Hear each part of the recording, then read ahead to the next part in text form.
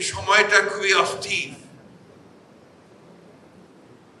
একদিকে বিশ্ব রাজনীতিতে ভয়াবহ নৈতিকতার অভাব, বিনা কারণেই একটি দেশের সার্বভৌমত্বে হস্তক্ষেপ, বিনা কারণেই দেশের প্রধানকে, রাষ্ট্রের প্রধানকে এবং একটি মতবাদের প্রধানকে হত্যা করা,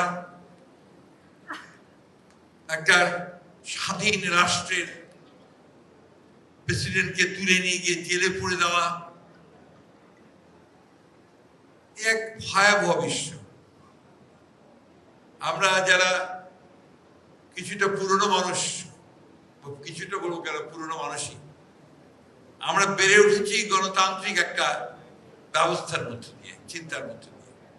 আমাদের ধ্যান ধারণা চিন্তা ভাবনার মধ্যে সবসময় গণতান্ত্রিক চিন্তা ভাবনাই আছে। আমরা মানবিক মূল্যবোধে বিশ্বাস করি, আমরা মানবতায় বিশ্বাস করি, আমরা গণতন্ত্রে বিশ্বাস করি, আমরা প্রতিটি রাষ্ট্রের স্বাধীনতাতে বিশ্বাস করি। এই মানুষগুলো আমরা এখন অত্যন্ত কষ্টে আছি।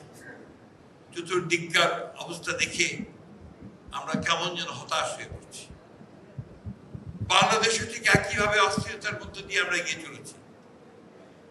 আল্লাহর কাছে হাজারো শুকরিয়া জানাই যে আল্লাহ তাআলার অশেষ রহমতে বাংলাদেশের মানুষ এখনো সঠিক সিদ্ধান্ত নিতে বিচলিত হয় না, দ্বিধা করে না।